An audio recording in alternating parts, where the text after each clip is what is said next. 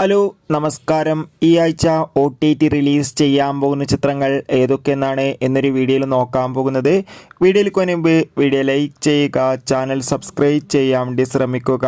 ആദ്യമായി അറിയിക്കാൻ പോകുന്നത് വിഷ്ണു ഉണ്ണികൃഷ്ണൻ അനുശ്രീ എന്നൊക്കെ പ്രധാന കഥാപാത്രങ്ങളായ ചിത്രമായിരുന്നു കള്ളനും ഭഗവതിയും. ചിത്രം ഇപ്പോൾ മുതൽ ആമസോൺ പ്രൈം വീഡിയോസ് എന്ന OTT പ്ലാറ്റ്ഫോമിലൂടെ ലഭ്യമാണ്.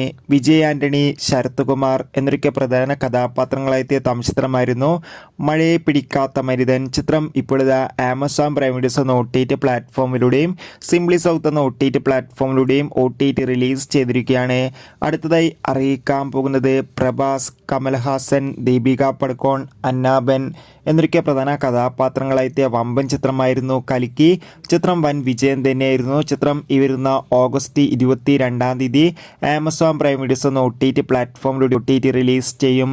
തെലുങ്ക്, തമിഴ്, മലയാളം തുടങ്ങിയ ഭാഷയിലായിരിക്കും ചിത്രം OTT റിലീസ് ചെയ്യാൻ പോകുക. കാത്തിരിക്കാം ചിത്രത്തിൻ്റെ OTT റിലീസിനായി.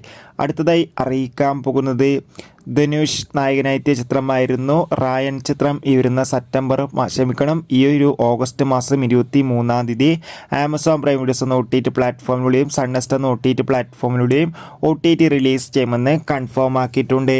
അടുത്തതായി അറിയിക്കാൻ പോകുന്നത് ചാക്കോച്ചൻ, സുരാജ് എന്നൊക്കെ പ്രധാന കഥാപാത്രങ്ങളായ ചിത്രമായിരുന്നു ഗിർ. ചിത്രം ഈ വരുന്ന ഓഗസ്റ്റ് 20 ഡിസ്നി പ്ലസ് ഹോട്ട്സ്റ്റാറിലൂടെ OTT റിലീസ് ചെയ്യും.